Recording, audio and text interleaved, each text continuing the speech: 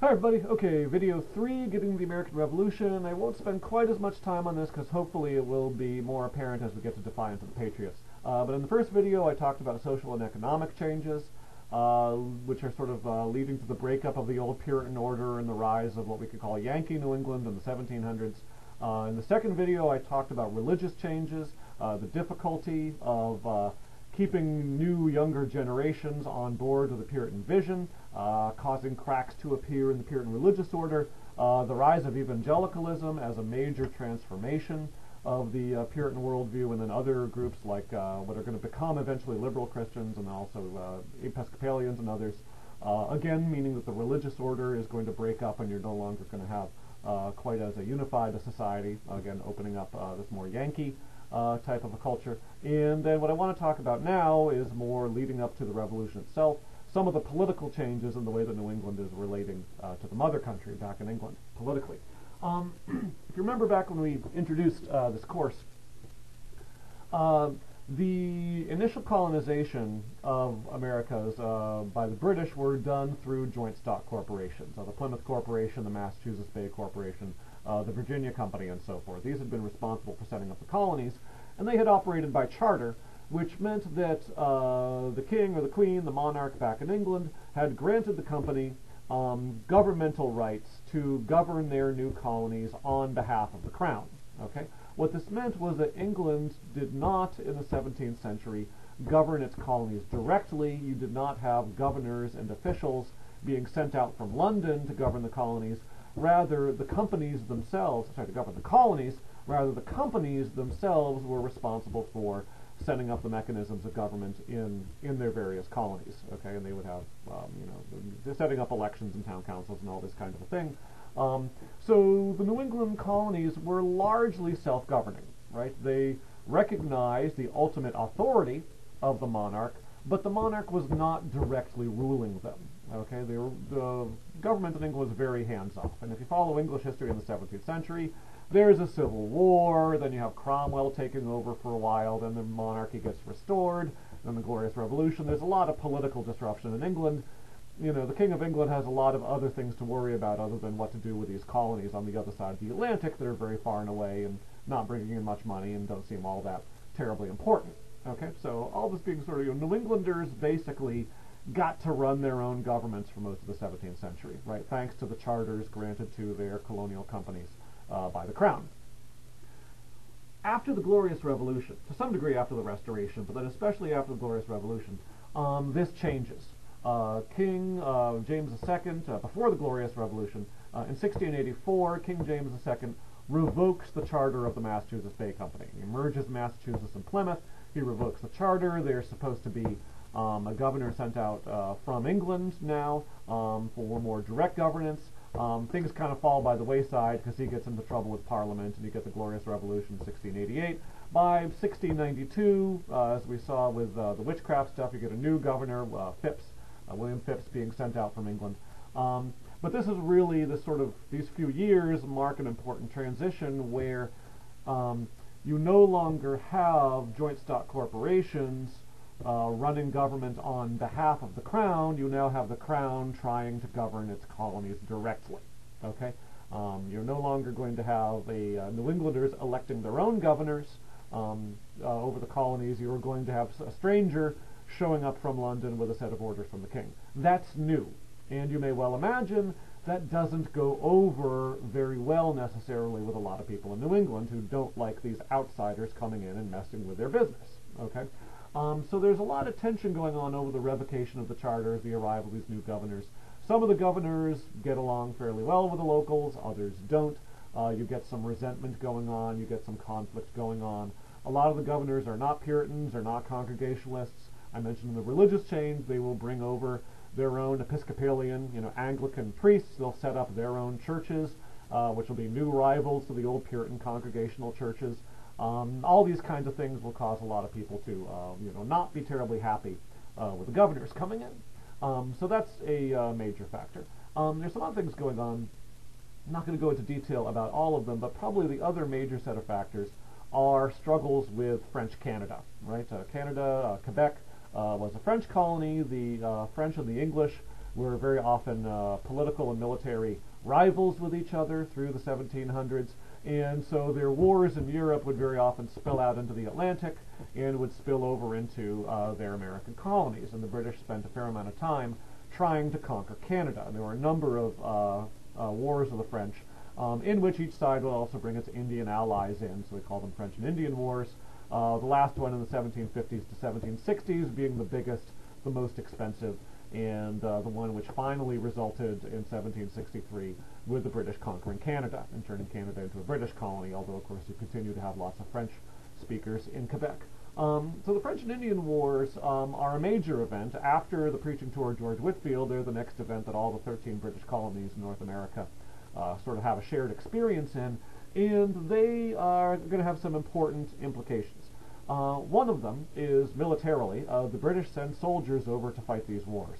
So now the colonists not only have British governors to deal with, they have British soldiers to deal with, and the British soldiers are not necessarily all that well behaved, especially when they're off duty, right? They will come into town, they will get drunk, they will go looking for women, they will gamble, they will fight, they will get into all sorts of trouble when they're off duty, and so local colonists now are not all that happy to see British soldiers showing up, right? It's going to sort of create some friction, create some resentment. Why do we have to put up with these people coming over? In the meantime, prior to this, the colonies had raised their own militias, right? It's one of the functions of government to raise a military, and back when they were self-governing, you would have these colonial militias. Those continued to exist with colonists, signing up for militia duty. It was actually sort of a responsibility of all able-bodied adult males to show up and serve in the militia. And so the militia are fighting side by side with the British regulars, and this is also going to have a couple of effects. For one thing, the British regulars are generally contemptuous of the militia, right? The colonial militia are not as well trained, they're not as well equipped, they're just not as professional. They're not professional soldiers in the first place, and so you will get this kind of rivalry and sort of a contempt as the British will, dismiss the regulars and insult them and generally treat them like trash. That's again going to cause a lot of colonists to have, less than nice things to say about what they think about the British and about British soldiers. The other thing, of course, alongside of this, though, is that it also means that these amateur, part-time colonial militias get to watch professional soldiers in action and get to learn how they fight, and they have a learning curve. The militias get better. The militias start learning how to fight more professionally.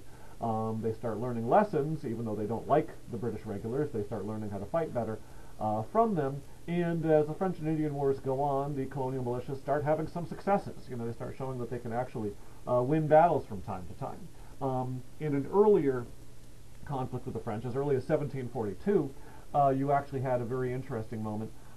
There was a fort called Louisbourg in Canada which defended the entrance to the St. Lawrence River. Basically, if you wanted to attack Quebec, you had to capture Louisbourg first, and the British had tried several times to attack it and failed. One time, in 1742, a force of colonial militia was supposed to meet up with a force of British regulars and try an attack on Louisbourg.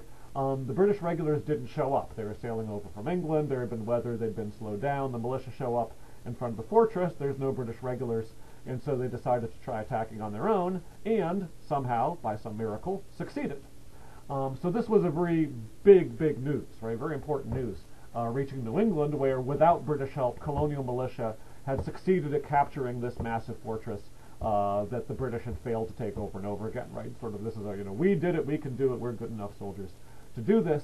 And then it just fed resentment one more time because that was not the final French and Indian War. When Canada was conquered, there was a peace treaty signed shortly thereafter, and the British gave Louisbourg back to the French when they signed the peace treaty. So the New Englanders felt betrayed here and sort of felt like, well, we shed our blood and fought this heroic battle and captured this terrible fortress, and then the British just turned around and signed it away. So that didn't play very well with the American public either. Okay, and then the biggest issue coming out of the French and Indian Wars, and the one which takes us to the Boston Tea Party, so I'll talk about this one last, is the issue that war is expensive, right? The British are spending an enormous amount of money and going into quite a bit of debt in order to pay for the French and Indian Wars, right? You got to pay all these professional soldiers, you got to ship them, across the Atlantic Ocean to fight thousands and thousands of miles away. You've got to supply them. They need clothes, they need uniforms, they need boots, they need guns, they need ammunition, they need rations, they need camping supplies, all this kind of stuff. All this is turns out to be a very, very expensive kind of an effort. Results in the conquest of Canada in a big success, but it leaves the British with this massive war debt. And at this point, Parliament turns around and says, okay, how are we going to pay off the debt that we incurred in the process of conquering Canada, in the process of fighting the French and Indian War? And from Parliament's perspective, they say it will make sense that the colonists ought to pay some of it, right? We ought to be raising more revenues from the colonies so that they can pay for this war that we just fought on their behalf, right? We went off, we defended them against the Indians, we conquered their French enemies and, did all this fighting. They should, they're benefiting from this, and therefore they should pay some of the war effort. From the colonist side, it doesn't look that way. Canada had been conquered in a number of big set-piece battles, often fought rather far away, off in Quebec and off at Louisbourg and off in various other places. They were important and all, but for your average New Englander, especially, and to a lesser extent for people in the other colonies, what they experienced of the war was not these big, massive battles that happened someplace far away from home. What they experienced were Native Americans, often with a contingent of a few French officers or something, coming out of the woods and burning their farms. They sort of found themselves during the wartime years living in terror that one of these days a troop of natives was going to come out of the woods and attack, was going to burn their farm, burn the village, scalp some people, carry people off into captivity in Canada, who knows what, right? And the colonists had to defend themselves against this. They had to raise local militias in the local villages and towns to try and defend themselves and fend off these kinds of raids that could come at them out of the blue. And the British regulars were not deployed in the individual towns and farms all around the countryside. They were often, fighting these big battles someplace else, trying to conquer Canada. So when you came to your average New England farmer and said to him, we want you to pay a tax because we defended you against the French and the Indians during the war, the average farmer is going to say, no, you didn't. We had to defend ourselves, right? The natives came and attacked our town, our village, and, I didn't see any British regulars here defending us. We had to, get our own guns and form our little village of militia and fight them off all by ourselves, and you didn't do anything to help us. So why should I have to pay for you to defend me when it doesn't seem to me like you did any such thing, okay? So what you have here is a dispute arising between the Parliament and the King in England, on the one hand, saying the colonists ought to pay more taxes, the colonists ought to share some of the financial burden of the war, and the colonists saying it's not fair for you to go imposing these taxes on us. We had to carry a lot of the burden of the war ourselves, and we don't see that you actually delivered any benefit or any real defense to us in the course of this. And on top of all of that, the colonists see themselves as Englishmen, and it's supposed to be one of the rights of an Englishman that you don't get taxed unless your representative in Parliament votes and agrees that the tax is necessary. The colonists are not represented in Parliament, and therefore, on their argument, it's a violation of their rights as Englishmen that they should be taxed without having representation in Parliament. Okay, and they send delegations to talk to Parliament and explain their objections, and the King refuses to listen to them, and they don't really get to negotiate or have any kind of say over the proceedings. Parliament just ignores them and votes the whole thing over their heads.